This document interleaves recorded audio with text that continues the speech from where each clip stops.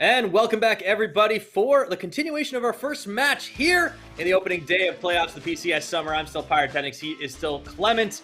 And before we get into the analysis of that last matchup and into the pick and ban for the next one, I do want to take a moment to thank our wonderful sponsors, CTBC Bake, China Airlines, Chunghwa Telecom, and of course, last but not least, it is Caliber. Thank you for making the PCS possible. Now, Clement, J-Team, as we mentioned, seemed to not have much of a game plan past that 30-minute mark.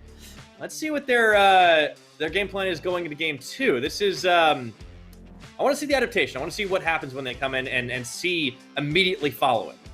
Yeah, and I do want to mention this is exactly what we saw in Spring Split as well. J-Team did drop the first game of the match, but did then come back to win it out 2-1 after all. And the way they did it is they just shifted the game plan even lower. If you're just talking about pure laning phases, I actually give J-Team's lanes the leads throughout, I think, the top lane. And the mid lane. Bot lane is more equal, but I do think J-Team is still better at the 15-minute mark. So I do want to see them try to move it into a little bit more tempo. On the other hand, Alex is showing up over Holo right now, which is, I think, a very interesting change. If we look at the champions played overall, Alex is actually more of your late game carry. He does play the Viego and the Zac, and also the Kha'Zix, which are very unique picks, not only in the PCS but in the world in general. Viego, of course, not one, but the other two definitely are quite special. Yeah. So, yeah, I do think it's a more of a late game team fighting trend that we see with Alex here. It's an interesting thing that Boom really continue to go with this rotating jungle roster, the 6-man roster. And I do think it's one way that you can throw your opponents off a little bit because you can mix it up a little bit, go even into the later 5v5. We saw Holo really able to acquit himself well with that Graves last time, but it's not about, oh, we think this person is the best, we think that person is the best. They just like to mix it up. Now, J-Team will be on the blue side for this game. As a reminder, the team that loses after game one will be given the side selection for game number 2. We start with the LeBlanc ban as well as the Zig, so we'll already see things a little bit different this time.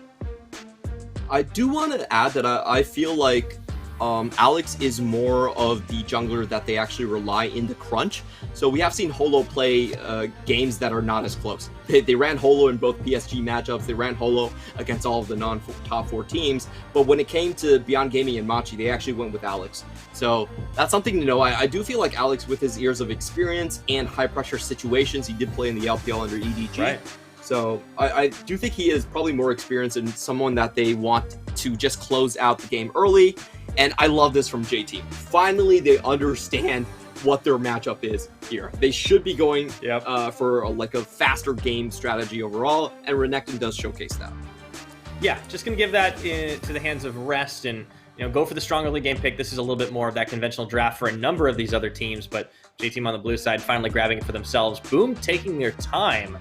And with the Ziggs not available, it looks like it's going to be a Varus game for Wako. This is one of his most played champions as well. Very strong in the meta, can push in against most matchups. We have seen a couple of counter picks come out. The Sivir and Ashe tend to be the answer. Ashe does have 25 extra range in just auto attacks against the Varus, and then Sivir can block out the shields. And actually, Lil V has played both of these champions. Not in this split particularly, but Sivir was one of his old classics. So we will see if J-Team try to get bot lane priority, even given this configuration. Oh, but instead, they're going to go for the Wombo combo composition. And yes, the Lucian is finally back. This is the pick that Mission absolutely decimated Boom Esports with in Spring Split. All 3 games, he just went with the Lucian. And I feel like J-Team are on the right track now. You just try to hit them early with these 280 lanes, and then you also have Hana coming in late. Ooh, but Alex is going to go ahead and get the lock-in on that Rumble. We talked a little bit about this at the beginning of the day when we were highlighting Husha. We'll see if Alex can pilot Meki Yordle to great success. I think this will be the first time he's actually been able to pick it up. Yep. Of course, has been splitting time with Holo. We'll see what the next bans are following through. I love this from J-Team, though. Really going for the big combo play between the Renekton and the Diana. Yeah, so I think the bot lane for them is just trying to keep things safe. Usually Kalista would be the ban here, but I'm not sure if Lil V actually plays it. We have seen Kalista being able to extend the range where Diana can catch people out with the Moonfall by just using Face Call. But it's not really a Lil V champion, so we could be in for a little bit of a surprise if that's left open. On the other hand, Boom Esports, they are setting up for a very strong early Drake team fighting composition. This is level 6, go all in, Chains of Corruption, layer that with the Equalizer. You can kill so many people with just those two abilities. So I feel like they should also be trying to go in for a little bit more of an early game focused strategy rather than trying to pick for scaling. Yeah, I think it's going to be pretty explosive early on for sure. A Jin ban away, that has been Lil V champion of choice when he hasn't been able to get his hands on some of those other ranged carries, but he still has other things in the pocket if they want to try to play for picks. There's always the opportunity to go something more utility like an Ashe maybe. Ooh, and an Aatrox ban away from Rocky. Definitely been paying attention to his game on that. Yeah, this is a bit of a Rocky special. He likes to take the Aatrox into the Renekton. We have seen Jaces in the past go into this matchup, or Nars, which is pretty popular these days, but I don't actually think Gnar is great in terms of what Boom Esports want to do. Oh, Tahm Kench is definitely a better option right here. Still has a very good matchup, and we actually seen Tahm Kench just get straight up like predominant solo kills onto Renekton. That's how absurd Tahm Kench is right now as a champion. Yeah, and he's also going to be able to weather some of the more heavy-hitting attacks. I think the likes of Hana, of course, going to be post-level 6 when that Moonfall comes up and available. On the J-Team side, we got a lot of critique for Woody last time around. Well, Alistair's a champion that can set up those big plays into the Wombo combo is what they're looking for. I think this is going to be, of course, with the Thresh band away, a little bit more straightforward. Lil V, the flash on that Draven would be great to see. I think it might be more the Ezreal, but we'll find out. Yeah, I think they're going to go for the Ezreal. Now, Kalista should be the pick here, in all honesty, but you can tell that they're deliberating it. Okay, so they're just going to set up for picks here now. Like, this is a great combination, and it gives Lil V a lot of range to work with up against the Varus. Not quite as much as maybe he would have liked onto something like a Jhin, but hey, what are you going to do, right? Yeah, this is still a pretty complete composition. It does rely on Diana getting fed. I think the sole weakness of this comp is if Diana is actually put behind, then a lot of times your team is just full AE damage. And we have seen this happen. Oh, let's go! We got the Yone! The full Wombo from Boom Esports. So when you have two teams that are both trying to play pick and Wombo, whoever gets the first hit usually wins because it instantly creates a 5v4, and in most cases the other team's not going to have the courage to then go in even with a cooldown advantage. So this is going to be super dynamic. It's going to be a lot about who those arrows land on and who those Chains of Corruption does tag onto. It's like a volleyball of death. Not dodgeball of death, excuse me. Yeah, but I mean, if it bounces back and forth, I suppose it could be any kind of ball in that case. But I love this when Ruby, just when you think we've seen every champion he's got to bring out, he adds another one and pulls out the Yone for the combo. This is going to be such an explosive game, Clement. I love that both teams just threw down the gauntlet and said, all right, let's do this. No more messing around and dancing around the Dragon or the Baron objectives. Yep. So what I see about these two compositions is that if I'm Boom Esports, I'm trying to force early Drakes before Diana really gets fed. Usually Diana pops off with her first starting item, the Hextech Rocket Belt. So I'm going to try to force as hard as possible in the early Drakes before that. And for J-Team's part, I feel like they should actually hold back a little. If it goes into the later phases of the game, they actually have the range advantage with the Enchanted Crystal Arrow. And that's a very low cooldown, so there's a lot of room for error. And if you're playing combo comps, it's really about who gets the first shot in anyway. And when you have the decided range advantage, that usually favors your side. So we'll see how well J-Team can disengage, I would say, the first two Drakes, and how much Boom Esports can get out of those first two objective fights. Yeah, Boom are certainly the team that seems like they want to pull the trigger a little bit earlier. That tends to be something that they do even when their games take a while to finish. And, you know, they're packing a fair bit of mid-game power. I'm certainly keeping my eye on that Rumble to see what it can get done. We've seen great games and we've seen less great games when certain junglers pilot that champion. On the side of J-Team, well, they're down one game, backed against the wall here in this best-of-3 series. We'll see if they're able to find an answer. A nice combination from them in this pick ban, and they certainly seem to have learned a bit of a lesson on just relying blindly on what is good in the meta. Yeah, going back to some old favorites on the Lucian. Now, I will say in terms of the lane phase, we should see J-Team actually come out ahead, but I hope this doesn't bait them to go into Drake fights.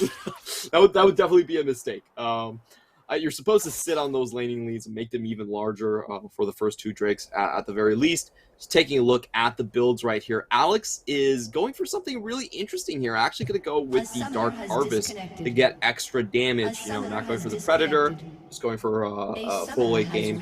And taking on another look here, we do have the press the attack for Lucian, and I can't really remember what we had from Yone. I feel like it was. I think it's actually something from Domination from Yone.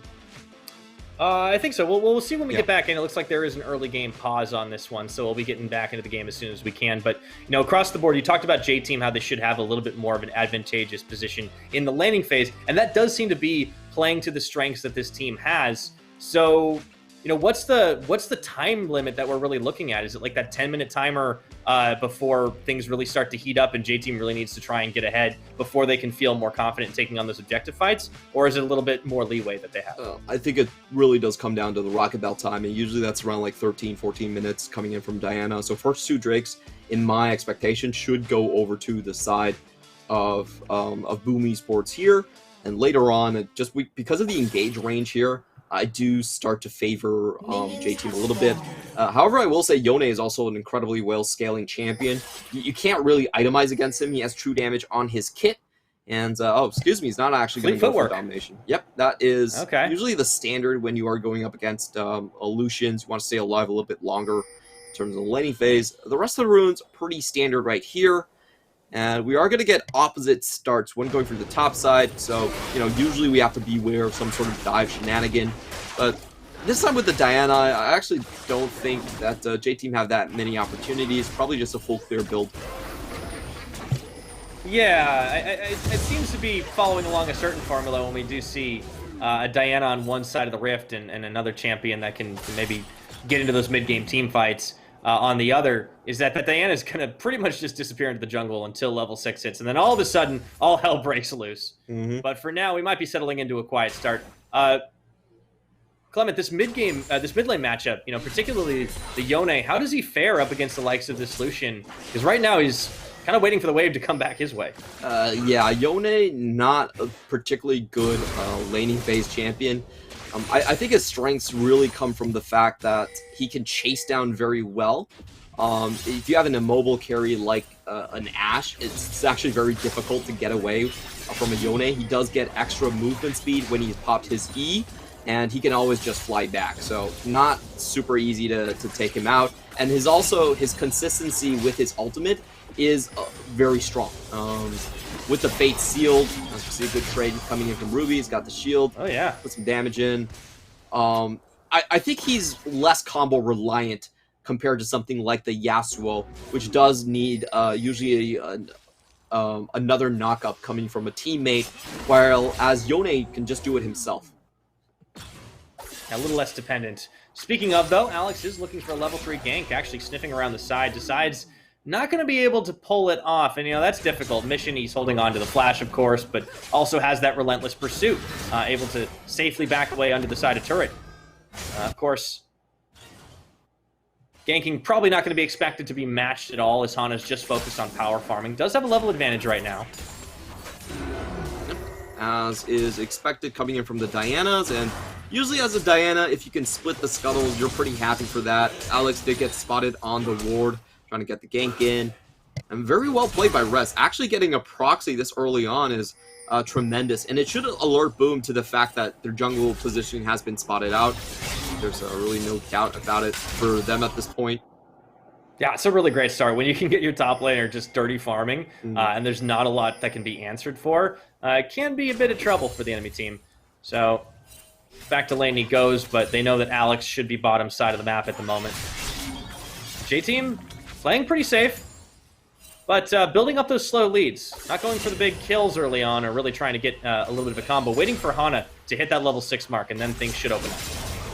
Yeah, and you know, the more I look at the compositions, the more I still feel like actually teamfighting for J-Team is not going to be easy. If you think about the Moonfall combo, most likely you want to tag it onto Wako. But there is going to be a Tom Kench with the Devour to save one member. So if Boom Esports actually keep their positioning spread out, not allow themselves to get like comboed together by the Alistar, like J-Team actually have difficulty executing the full kill. Though I will say their champions like the Lucian and the Ashe still have a lot of potential to just clean up the team fight. So they're not as reliant on a single out. But Boom Esports can definitely deal with their wombo combo, even if someone is picked off. And that's something I forgot to factor in earlier on in the analysis. I thought the Ashe Enchanted Crystal Arrow would give them a lot more leeway when it comes to team fights. Ooh, look at this. Lilvi and Woody getting a little aggressive. Lilvi really pumping the damage into Wako. He has not a whole lot of mana to work with. He does ding 4, and the piercing arrow flies through, but Pop's forced to body block. That's actually a nice bit of 2v2 trading for the J-Team bot side. It opens up Hana to start off on this dragon. Beautiful stuff coming in from Lil V here. He does get a huge amount of auto attacks in against the Varus, and that's kind of your strong suit as you can kite and pull away while also having range advantage. Alex is going to find this. Oh, that was dangerous. Good thing Lil V and Woody were around. Yeah, Lil V flashing the worried emote Alex, just a little bit. That exhausted. could have been a nice now that Alex is going to get first blooded. And Ruby looks to chase down Lil V. Oh, he has to go back. Find him. Mission's there too. Look at the double tap damage, and oh no, Ruby. Oh, that was so forced. Oh, but Wako finds a comeback. Gonna get at least one. That's gonna be the heal. Mission going hunting now, trying to make him pay for it. And they just all flash the wall, jump on top of him. And oh my goodness, we didn't have to wait for level 6. Flashes burned. 4 for 1 extended trade. That's extremely forced from Boom Esports side. I don't think they should do this. They should be willing to wait for Equalizer to commit to this play. And it really goes horribly wrong. You see Alex come in, and it's about 5 seconds before Ruby comes, and Ruby actually misses the ultimate.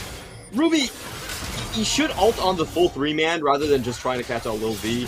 And then you see the E already forces him to go back. Wako does get the pick, but he has to expend flash, and everyone dies afterwards. So this is just Boom Esports. This is why they're not an early game team.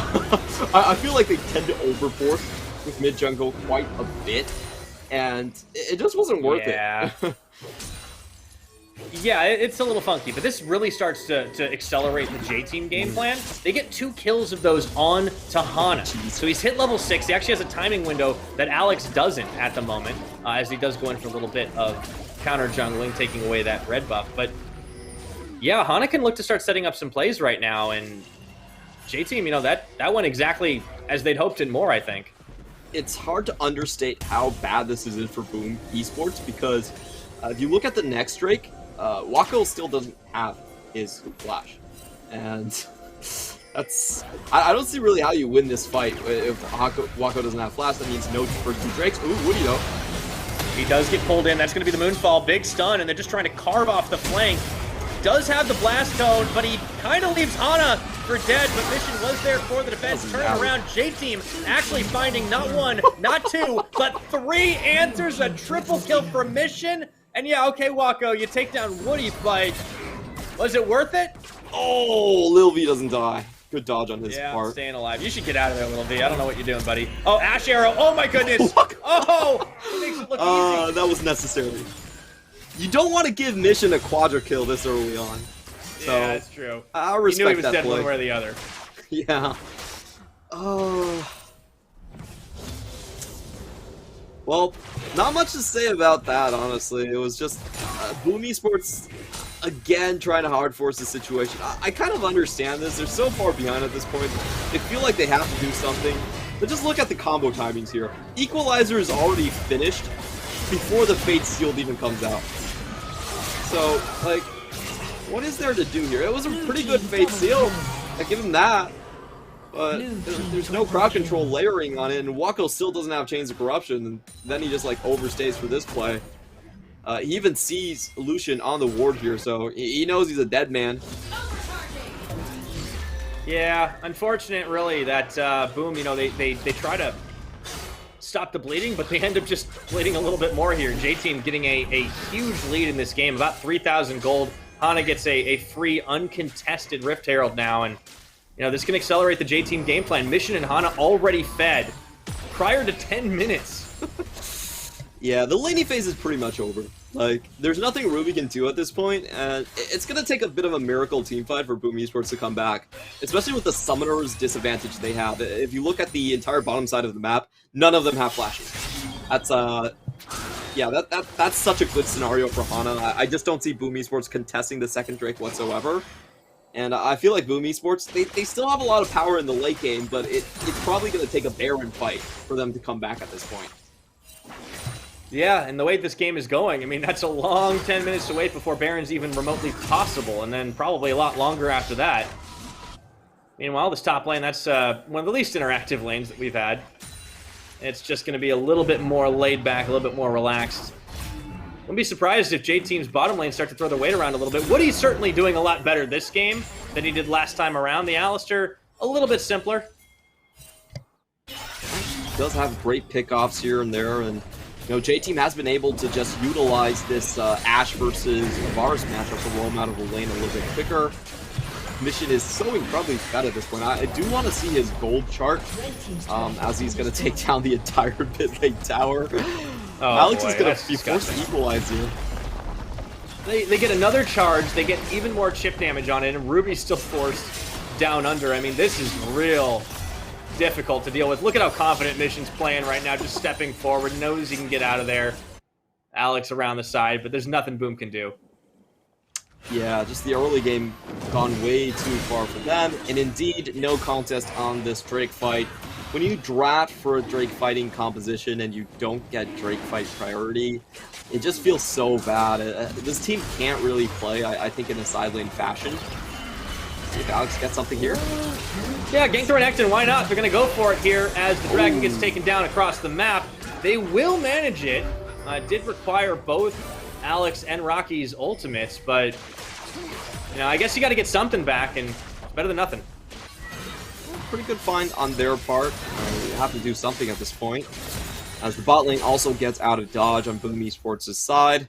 So they're going to be trading a full tower for, I think, 1 kill and 1 plate so far.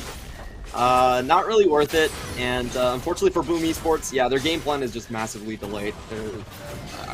I feel like they're going to need to hold on. Goodbye, Pop. Oh, it was good. Yeah. Round the side, Woody was there. Oh no, he burns his flash. He actually will walk away, so you know that's something. But it just speaks to how strong J-Team are right now, that they can just bully Boom around the map. Yeah, I do want to see Lucian actually try to go into the side lane a little bit more. At this point, I feel like he can kill people just with culling underneath tower. That's how strong he is at this point with the Eclipse. Yeah, so, I think you're right. That was like what, an 11-minute Eclipse? Yeah, it was a very early one. When you start out with the quad, pretty easy to get here. So I do actually want to see the change here from the Ashe going into the mid, most likely. I feel like Ashe Arrow has the best chance to hit people while you are actually in the mid lane. At this point, you should be able to push against into the enemy side of the jungle against Boom Esports and actually just fire the arrow to try to hit someone hold underneath their own tower. So I do expect the 1-3-1 setup to be coming out, and for J-Team to just continue to snowball this next Drake. No contest from Boom Esports again. They probably have to fight on the 4th one. So it just feels like Boomer, you know, they're in a bit of a catch-22, right? They need to hold out for a while, but if they don't contest anything, J-Team, they just freely take everything away from them. On the other hand, if they do contest, they just end up getting whomped on by Hana and Mission. So I feel like they might be flailing a little bit here, but they are trying to find picks across the map. Maybe that's the best thing they can do in this situation. But it is going to be a long ride to hold on. I think in all likelihood, we'll probably be heading to that game number 3. Yeah, I do think that we are going to go into that one for sure. And, you know, props to J-Team. You know, that's what they did in spring, something they are trying to replicate again in summer. And the 3-man squad coming here from J-Team is unstoppable. Like, you can tell with Alex pathing, he's just like, yep, I'm not getting my red. I'm not even going to try. Time to rotate towards bot, boys. Yep, it's just going to be Boom trying to find answers wherever the power of J-Team aren't. But that just makes it harder and harder to play. Look how confident Lil V is right now, just solo in this Ashe lane and able to really just keep throwing his weight around. J-Team going to move in on bot side, and just like that, little rotation for towers, that should be able to knock down number 2 pretty easily. And boom, it's going to be a long ride to hold out. Yeah, I think the critical mistake Boom Esports made here is they just didn't fight with their ultimates. Like, Ooh, I like this teleport play. Oh, here they go. Finally. See, already kind of lowering. Lil V did not expect two people to come towards him, but he actually is able to get out of there, and they deny Ruby. Oh my goodness, a three-man moonfall again. Lil V is finally, no, he's not gonna fall. Yes, he will, but at what cost? JT looking to just run over the rest of Boom. Only 2 dead as Rocky stays alive in that ult, but I don't know if that's going to last much longer. The flash forward, the follow-up. Ruby, he's going to barely limp away from that one, and Rocky getting knocked back closer to tower range, but look at how much damage JT pump out. All right, we're going to forget the last play, but the first 2 plays from Woody were amazing. Oh my god, that was absolutely beautiful. He actually knocked back the Fate's Call. The angle went completely off, and it didn't land onto Lil V, so it allows him to escape. And then when he uses the Fate Seal, excuse me, then when he uses the E to close the distance, he then gets the trample stun. So just amazing play from Woody, and this is his best champion. Career-wise, Alistar is his go-to. We'll watch that again. Oh, perfect timing on that one. Ruby goes wide, then gets knocked up again. Goodbye. Nothing you can do, Yone. Go back into the lore. You don't deserve to be on the Rift. And then it's just clean-up time from JT. Yeah, Mission just completely zoning both Ruby and Wako on this, and then Hana gonna go for the chase. This is the other side of the fight that we hadn't seen earlier on, but man, J-Team are just looking so good here. It's night and day from the last game. Yeah, it was absolutely beautiful play. They had the idea that the collapse was going to happen. Everyone was able to collapse in time, and Boom Esports just make that hole wider and wider. It was a good opportunity, honestly. Like, if it wasn't for Woody's heroics, I definitely think that Lil V should have died there and gave Boom Esports a larger chance. But props to Woody. That was a great comeback for him in this series. Yeah. And Boom, you know, they keep forcing, they keep trying to make a play to get back into this one, but they just lose a lot more than they gain. They eventually did find Lil V, but I mean, it was Pop that killed him, so not exactly who you want to be giving the gold over to. J-Team are going to be able to take this mountain that puts them on Soul Point, and not a lot on the Rift for Boom to try and contest right now. They've not been able to find any objectives this game. Yeah, and I think the critical thing is we just have not seen Fate Seal being used with Equalizer in tandem. Like, they have just never been in a position to use that.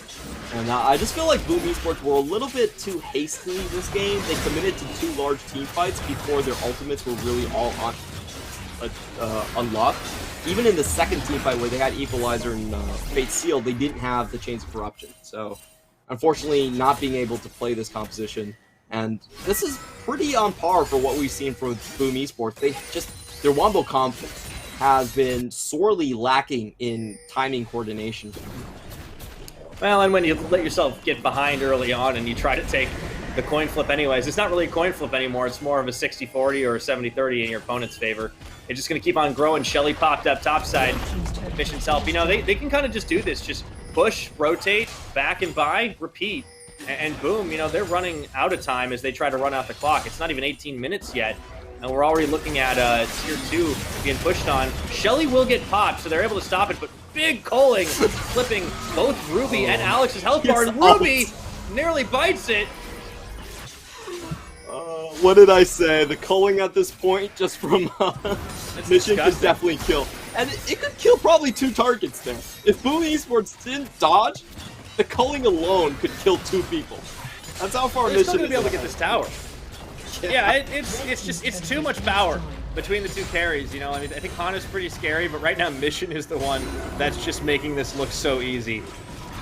Yeah, he has gone for the lethality build as well. This will work very nicely against Rocky too because of the thick skin mechanic. So, I don't see anyone really surviving against Mission at this point. He has the right of way anywhere he goes on the map. I think Boom Esports, once again, it's just going to come down to heroics in the next 3 minutes when we finally have the Mountain Soul come up. Ooh, the Mountain Soul is probably the worst soul you would want to see if you're a Wombo Combo comp. Like, it just means you can't kill anyone with the first punch.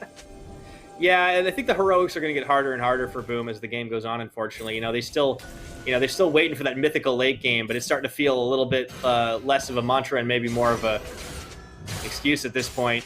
They will try to force the fight, but there's such a huge difference. I mean, look at the mid difference right now. The Immortal Shield Bow comes out like a minute ago compared to, yeah, what did we say? That was like a 12-minute eclipse? Like, it's just, it has been a real rough game for Ruby on this Yone. He's not been able to find any answers just yet, and even if they do, the damage follow-up just isn't there. Wait until he gets Sorelio's Grudge. It's going to get even worse with the slows coming in from Lucian. There you go. Oof. Oh, yay.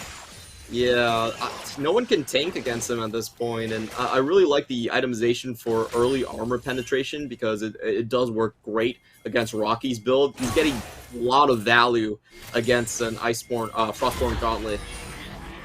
Oh, okay, Wako dodges that arrow, but his tower's going to fall anyways. I mean, I feel like we're just watching this on loop. Like, J-Team go to a lane, they zone or kill somebody, and then they kill the tower, and then they just repeat. Rocky going to step a little far forward, try and chase down Rest, but yeah, it's a methodical game plan, and J-Team, you know, when they get a lead, they can speed run against their opponents. Remember that we're talking about the wins they got against Boom. It was 27 minutes or something like that. They're on par. Yep. Pretty much. I do think they can close this one out, probably even faster at this point. Look at how far Ruby has been kept behind. He's 40 CS down. He's just completed his first item. That's not where you want to be as a Yone. You want to get your second item to get that 100% crit chance, and he's still so far away with it. Not getting 100% crit before the Dragon Soul fight is up, that's just painful to see. And I don't really see Boom Esports having the damage, so I feel like Boom Esports, their objectives is actually to play for steal here. If they lose 2 members, but they manage to delay for another 5 minutes, I actually think it's worth it. That's a possibility. I think that the window is so narrow right now, but they can certainly try for it. Alex, he'll have to be the hero in this game, but it's not going to be easy to do. J-Team, man, they have so many options, and it's Soul Point is going to have to force this fight. Teleport already coming in. Rest can just walk up anytime he wants, or if he wants to actually go for the teleport as well. Mission will take a little bit of damage from the piercing arrow. Looking for that wombo combo. Boom have a chance here as they get the inside track on the Dragon Pit. They are down 8k, but they have to kill Mission first. They go for Lil V. Oh, he actually flashes away from the solar flare. Pop is going to get blown up. They try to turn in. The arrow is going to be missed. Wako actually walking away from it, but Pop, he's already out of this one. Lil V managed to survive. J-Team can just open fire and start picking members off. They take down Alex. Looking now for Rocky. Down he goes. Ray health is not even a problem, and they take out Yone without much of a fight. Wako, he's just buying a little bit of time here, but I think he knows this one's over. Wako probably could have saved his flash on that one. A full perfect ace coming in from J-Team. In fact, Lil V didn't even have to use the flash early on. He just cleansed and Gale forced out of there. So no follow-up by Boom Esports. Again, they do not manage to chain 3 ultimates together at the same time. They only get 2. The Solar Flare, and Lil V is able to walk out pretty easily. The front line completely collapses. You have Renekton coming in from the side. Boom Esports, I don't think this was the correct play for them. Honestly, I would have just preferred them trying to go for just a steal. I don't think you have any chance in the team fight, unfortunately. You're just way too far behind. 8,000 gold lead coming in from the side of J-Team. And, you know, honestly, J-Team didn't even get their combo. Like, they missed the Moonfall, and it was still enough to just walk through the enemy team. It's too far ahead. I mean, you know, you see the Fate Seal. Ruby comes in, is actually able to get quite a lot done with that, but there's no follow-up because everyone's zoned off. Oh, that was Wako, a good try for Wako. He tried to go for the flash arrow. I respect it, Wako, but unfortunately it doesn't work out. Yeah, that was a good play. I didn't get his intention the first time, so I'm sorry, Wako. That was actually a worthwhile flash. I like the attempt. Man, it's going to be hard. J-Team, they've got Soul, they've got Baron buff. Boom have got 0 objectives this game. It all stems back from just some early ill-advised fights. You know, I don't think the Yone pick is a problem. I don't think any of these other champions in particular are really what's causing Boom to fall so far off. It's just they opted into this aggression early on, and they got outplayed pretty hard, and, well, the snowball rolls. Yeah, and we have seen this from Boom Esports a lot of the times. Even when they're going for early tempo, they tend to just rush things a lot. Like, I don't think, like, playing tempo means you have to play aggressive 24/7. There is a cadence to it. You have to pick your moments, and you have to maximize your crowd control versus your damage AoE abilities. And I feel like Boom Esports throughout this split just hasn't been playing in this style. So even when they want to switch it up, it does not come naturally to them. And you can see them just kind of falling apart. You know, barring some massive mistake from Mission, I don't really see how Boom Esports come back. Like, I think Lil V can die at the start of the team fight without doing much damage. He can miss his ultimates, whatever, and JT would still be able to win because Lucian is just that fed. Yeah, that's a scary proposition. Not to mention, you know, Hana's still pretty big at this point. Lil V, you know, he nails an arrow. Whoever he hits is dying. It doesn't really matter who at this point. And Hana's going to go in, does manage to find 2, the Moonfall, the combo, and they make it look good to just blow up everyone. And the Nexus isn't down yet, but that is absolutely going to be GG. Oh, Ruby's going to watch it from Fountain. Oh, they just made mincemeat out of Boom Esports, and this is what we wanted to see, you know, closing it out early, picking early, aggressive tempo picks. Ruby's trying to do his best. It's not going to make a single difference. He can't even get through Woody right now. He's not getting any steak for dinner. J-Team are going to take this series into a deciding Game 3. Oh yeah, J-Team really turning it around from game number 1, finding the snowball fight, finding victory, and looking to kill that series next game. This is going to be an exciting one. We certainly have a series on our hands. Very decisive victory here for J-Team. Woody all smiles right here. This game was honestly over by 8 minutes. I don't even think the rest of the 17 minutes were much of a surprise from Boom Esports. It wasn't League of Legends. We were watching systematic destruction after that. Yeah, Mission got off to a 4-0-2 start, 11-minute Eclipse, and that was just all she wrote. Just unfortunate for Boom Esports, a little bit hasty in the early game. We saw in both matches right now that they opted in to early aggression from Ruby and Holo or Alex that just didn't pay off. So I'm very concerned about this trend. They seem to not have an ability to link up with their bot lane and actually decide if they're going to arrive on the fights in time or not. They just opt in before really factoring the bottom side. We saw this, I think, glimmers of it a little bit last game, but Boom were just a little more able to react faster than they did this time around, probably because they weren't super far behind. Where, you know, there were fights started, and J-Team, you know, they were getting, like, picks with Woody on the hooks and starting a fight that looked like it was 5v4 or 4v3, and then basically, like, it kind of went long enough to where Wako could just actually, like, bop up and throw a Mega Inferno Bomb. This game didn't have that option, so the cracks kind of start to show, and it's weird. We've seen, like, the good and bad side of both these teams, I feel, in respective games. I want to see both these teams at their, like, ultimate power level face off. Maybe we get that in Game 3, but the adaptation mid-game is something that I think both squads struggle with when they get set on the back foot. Yeah, I think we're going to see a very clear trend here. The ball really is in Boom Esports' court at this point. They're not going to get 6. I guarantee you J-Team is just going to ban that away, so you're never going to see that champion again. Interesting to note that Blue Side has had full control over this split, over this series so far. Red Side counter picks have not mattered at all. Like, it's just about power picks and setting the table for a better draft earlier on, going for a more decided composition. And we have not seen Red Side being able to respond either time. No, and I think it really speaks to the confidence of playing that Blue Side on the top lane as well. We saw that first pick of the Renekton, and it honestly did exactly what it needed to do. The Tom Kench, you know, was able to maybe make that lane a little bit less fun for Rest, but that didn't really matter too much. And yeah, I really think that getting ahead early, snowballing, it's what J-Team like to do, and you can see it in this gold graph. You know, from 6-7 minute mark, it really started to get out of hand. The kills fell into the pocket of the Lucian, fell into the pocket of the Diana, and it was kind of off to the races. And Boom, well, they get boomed. Not a single objective they were able to obtain that game. Oh, what a rough game, and also being killed at a 4-to-1 ratio. Ugh, definitely kind of a yucky game for Boom Esports. And I think this is the trend that we've been seeing for them. They can play late game like value drafting, where they go for just pure scaling, Gwen, Aphelios, Victor, compositions like that. They can play for, I feel like, compositions that outrange, where they have things like Ziggs, but they don't really do well with Wombo combo comps. This is definitely not a team that understands tempo very well. They're much more of a late game team, and they're a very slow team at that. So Boom Esports, they have to come up with an answer to that. They have to figure out another slow draft. without the help of Ziggs. And Woody, no surprise. Buy how the turntables, Clement. From game one to game 2. It's the Drake meme, you know. Game 1 Woody, game 2 Woody. Yeah. His Alistar was great, man. He stopped Yone from doing anything. True. Such a good performance from him. Great comeback. I will say his Alistar kind of trolled and let Rocky off with just a little slap on the wrist. Yeah, but that's he got the good play off, so well deserved there, Woody. Yeah, that's the thing I love about watching series is you can really see players they can be the heroes and the villains all in one series. You know, the evolution of the storylines, it's wonderful to see. So congrats to Woody on that game. You know, we're at 1-1. It's all going to come down to this final showdown. We'll find out who takes it, moves on to the next round right after this.